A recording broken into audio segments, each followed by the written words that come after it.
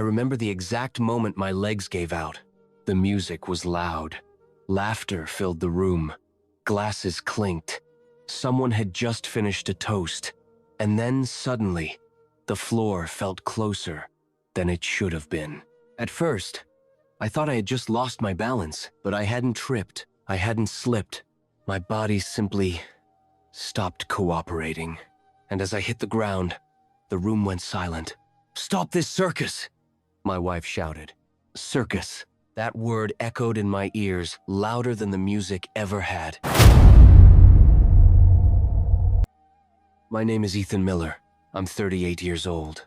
And until that night, I believed that no matter how complicated marriage became, public humiliation was something we would never cross. I was wrong. The party was supposed to be perfect.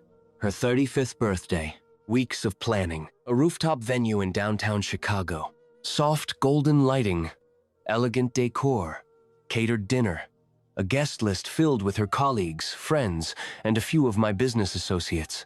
She loved hosting events that looked flawless, and I loved supporting her. At least, I used to. The truth is, the months leading up to that night hadn't been easy. I had been feeling off. Not dramatically sick, just exhausted in a way that didn't make sense. Dizzy sometimes, occasional headaches, a strange heaviness in my limbs. I blamed stress. My consulting firm had been expanding rapidly.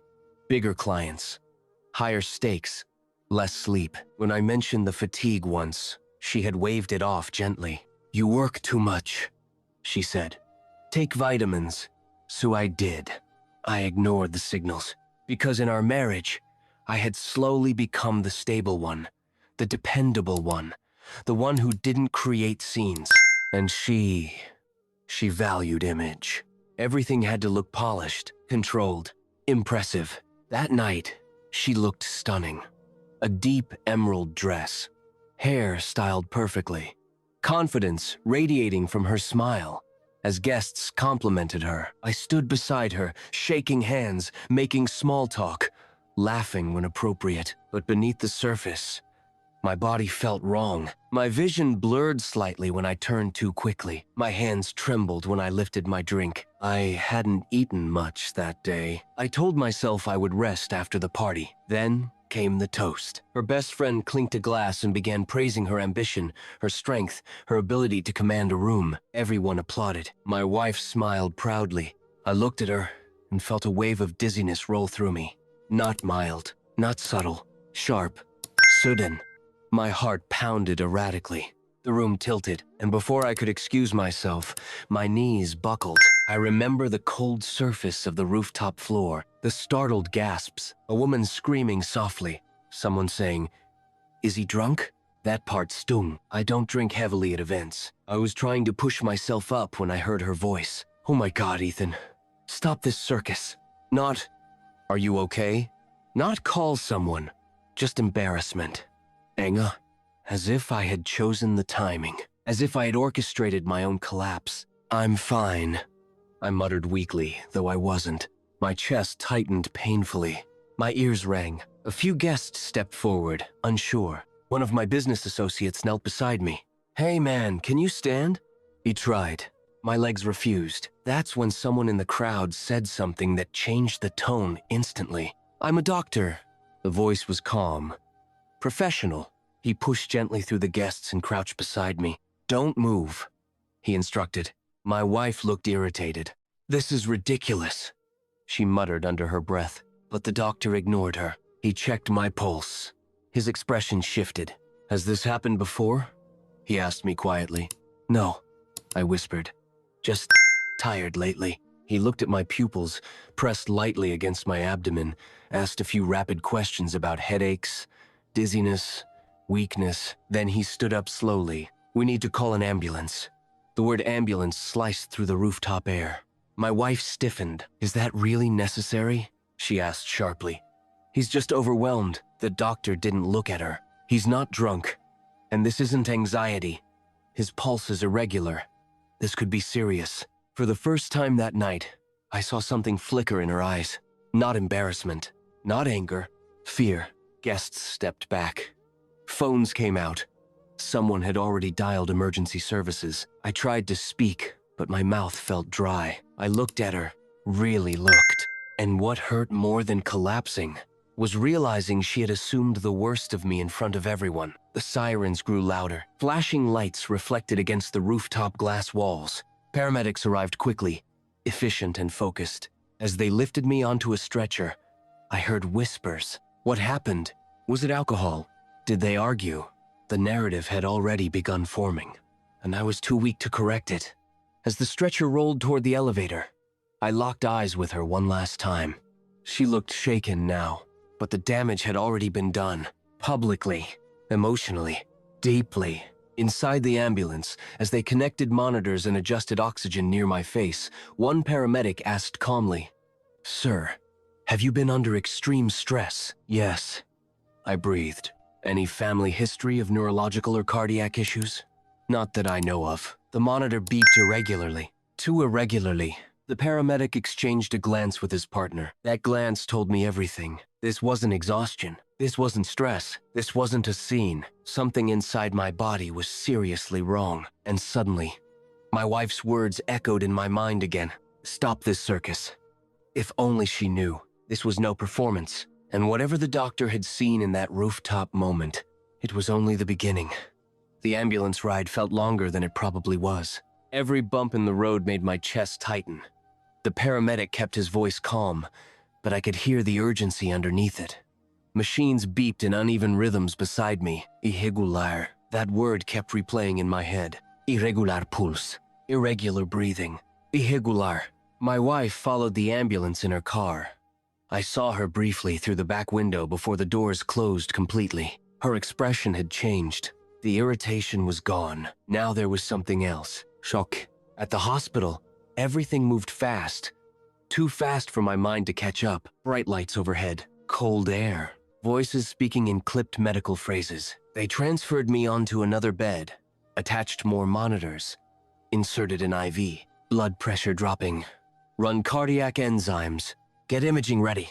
I wanted to speak, but my tongue felt heavy. Finally, after what felt like hours but was probably less than 30 minutes, a doctor stood beside me. Different from the one at the party. Older. Focused. "Mr. Miller, can you hear me?" "Yes," I whispered. "We're running tests. Your heart rhythm is unstable. We need to determine why." Heart rhythm. My heart? I was 38. I worked out occasionally. I wasn't overweight. This wasn't supposed to happen to me. My wife entered the room shortly after. Her heels clicked sharply against the hospital floor. She looked smaller now, less polished, her makeup slightly smudged. "What's happening?" she asked the doctor. "We're investigating," he replied evenly. "But this wasn't dehydration or stress." There was a pause. "He could have collapsed anywhere," the doctor continued. "He's lucky there was medical support nearby." Lucky. That word settled differently. My wife didn't look at me at first. She looked at the monitors, the IV, the wires, as if seeing me as fragile for the first time. I turned my head slightly. "I wasn't faking," I said quietly. She flinched. "I know," she whispered, but the damage from earlier still lingered between us. The next few hours blurred into scans and blood work. Finally, the doctor returned with results. He pulled a chair closer. That's when I knew this wasn't minor. "Ethan," he said calmly, "you have a serious arrhythmia, but that's not the root cause." My stomach tightened. "There's inflammation around your heart muscle. We suspect a condition that's been developing quietly for some time." "How long?" I asked. "Months, possibly longer." Months. All those headaches, the dizziness, the exhaustion. It wasn't stress. It wasn't overwork. It was my body warning me, and I had ignored it. "Is it treatable?" my wife asked quickly. "Yes," the doctor said. "But it's not something to take lightly. If untreated, it can lead to cardiac arrest." Silence filled the room. Cardiac arrest. On a rooftop, in front of 100 guests. I felt a cold wave move through my chest. "How close was I?" I asked. The doctor didn't sugarcoat it. "Close enough." After he left, the room felt smaller. My wife finally looked directly at me. Her eyes were red now. "I'm sorry," she said softly. I didn't respond immediately. not because I didn't hear her, but because I was still processing how thin the line had been between embarrassment and death. "I thought you were overwhelmed," she continued. "You've been distant, tired. I thought you were just withdrawing." "I told you I wasn't feeling right," I said quietly. "I thought it was stress. So did I." That part was true, but something deeper sat underneath it. In our marriage, appearances had slowly started mattering more than vulnerability. When I felt weak, I minimized it. When she felt insecure, she overcompensated with control. And at her birthday party, when I collapsed, she reacted to the image, not the man. That realization hurt more than the diagnosis. Later that night, when she stepped out to take a call, I stared at the ceiling. The steady beep of the monitor was strangely comforting now. Stable, regular, controlled. A nurse came in to adjust my IV. "You're lucky," she said gently. "Most people ignore symptoms until it's too late." "I did ignore them," I replied. "Yes," she smiled slightly. "But you're still here." "Still here." The words carried weight. When my wife returned, she sat closer this time. Not stiff, not distant. She reached for my hand. "I was scared," she admitted quietly. "I know." "No." She shook her head. "Not just tonight. Lately, you've been different. And instead of asking you what was wrong, I assumed the worst." Her voice broke slightly. "And when you fell, I panicked. I thought you were sabotaging the party." That word stung. Sabotaging. "I would never do that," I said softly. "I know that now." The next morning, a cardiologist confirmed the diagnosis. It would require medication, lifestyle changes, close monitoring, possibly a minor procedure if the rhythm didn't stabilize fully. "It's manageable," the cardiologist said, "but stress will make it worse." Stress. I almost laughed. The irony wasn't subtle. As the doctors discussed treatment plans, I watched my wife carefully. She was listening intently now, asking detailed questions, taking notes. The polished social hostess had disappeared. In her place was someone worried. Human. Later, when we were alone again, she said something unexpected. "I didn't realize how fragile everything is." "Neither did I replied. "But fragility isn't just physical, it's emotional too. Because even if my heart stabilized medically, something in our relationship had been shaken publicly. Guests had seen her reaction, friends had whispered, and I had heard the word circus echo in my mind more than once. "You embarrassed me," she said suddenly, almost to herself. I turned toward her slowly. "Embarrassed you?" Her eyes widened slightly, realizing what she'd said. "That's not what I meant." "But it is," I interrupted gently. "That was your first reaction." Silence. Honest. Heavy. She didn't deny it this time. And in that quiet hospital room, I realized something deeper than the diagnosis. This wasn't just about my heart. It was about whether our marriage could survive when control slipped away. Because illness doesn't ask for permission. It doesn't wait for perfect timing. It doesn't care about image. And the next steps would test more than my health. They would test us. News travels fast, especially when it happens at a rooftop birthday party with 100 witnesses and half of them holding phones. By the time I was discharged 3 days later, the story had already evolved. Some versions said I had a panic attack. Others said I was drunk. One even suggested we had argued right before I collapsed.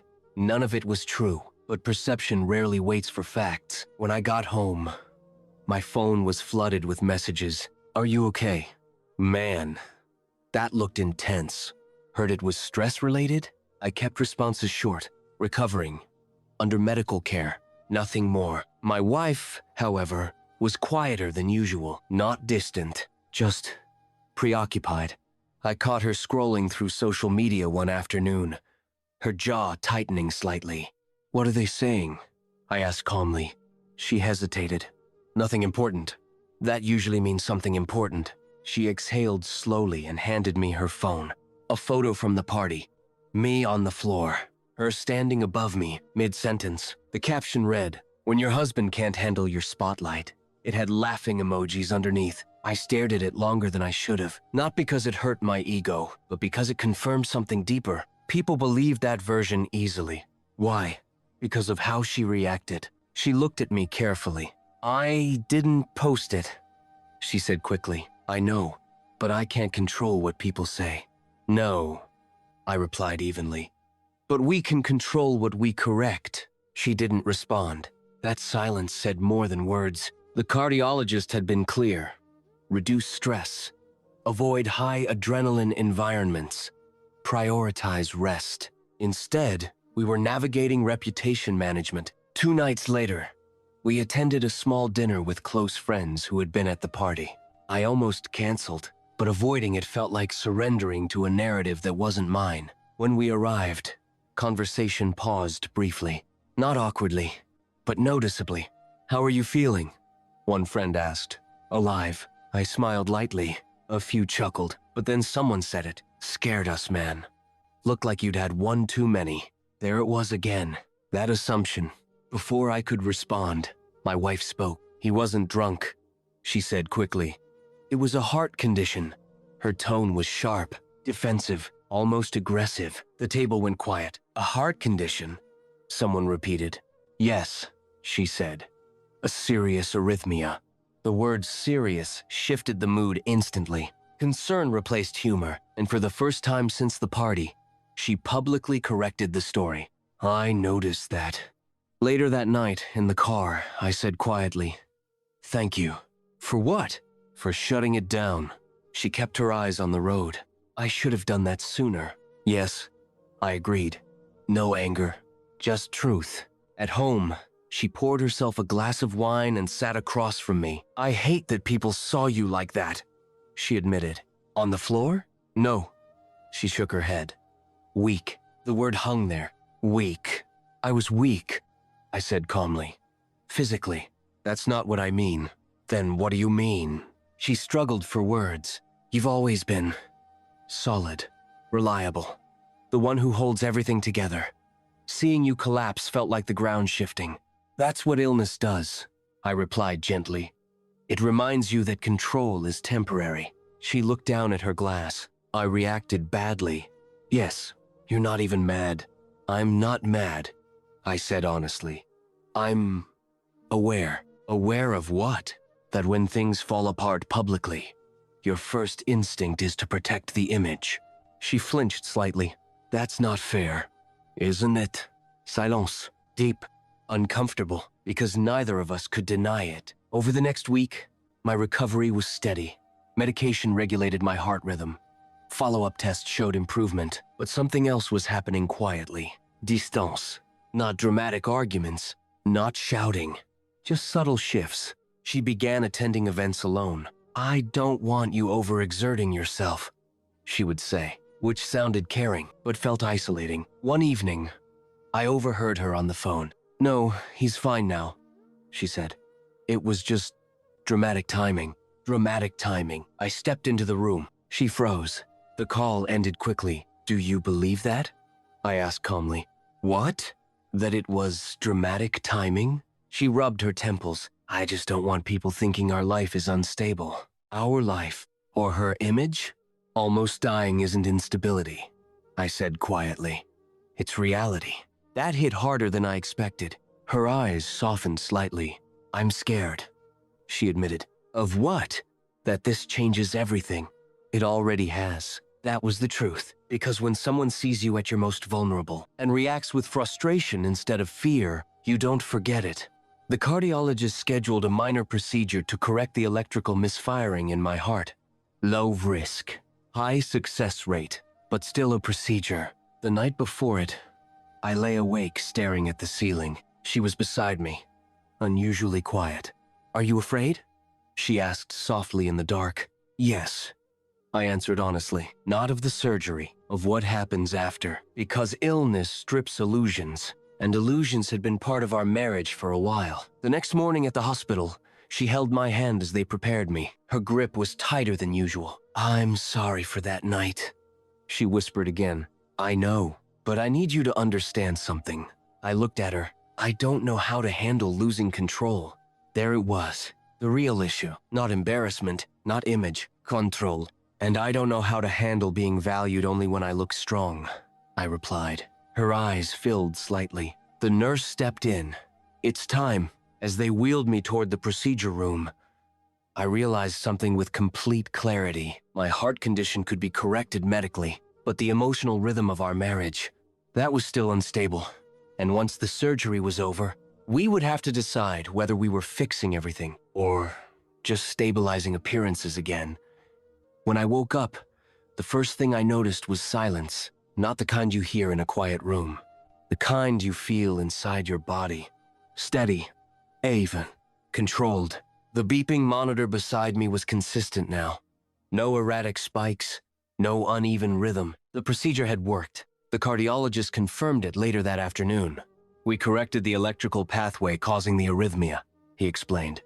Your heart rhythm is stable. With proper care, you should live a completely normal life. Normal. That word sounded almost foreign. My wife was sitting beside the bed when he said it. She smiled in relief, her shoulders finally relaxing for the first time in days. Thank you, she told the doctor sincerely. After he left, she leaned closer to me. You scared me, she whispered. I studied her face carefully. This time, there was no frustration, no embarrassment, just vulnerability. I scared myself, I admitted. Recovery required one overnight stay for monitoring. She insisted on staying late, even after visiting hours technically ended. For a moment, it felt like we were reconnecting, like something had shifted. But healing isn't linear, and sometimes clarity comes from unexpected places. The next morning, I was awake earlier than she expected. She had stepped into the hallway to take a call, thinking I was still asleep. The door wasn't fully closed. Her voice carried faintly inside the room. I know, she was saying quietly. It was serious. Pause. No, he's fine now. Another pause. I didn't expect it at the party. It was humiliating. My chest tightened. Humiliating. Again. I stayed still, listening. You don't understand, she continued. Everyone was watching. It looked like a scene. A scene. The word echoed like an old bruise being pressed again. I reacted badly, okay? She said defensively. But I can't pretend image doesn't matter. Image. There it was, clearer than ever. After the call ended, she stepped back into the room, adjusting her expression. She froze when she saw my eyes open.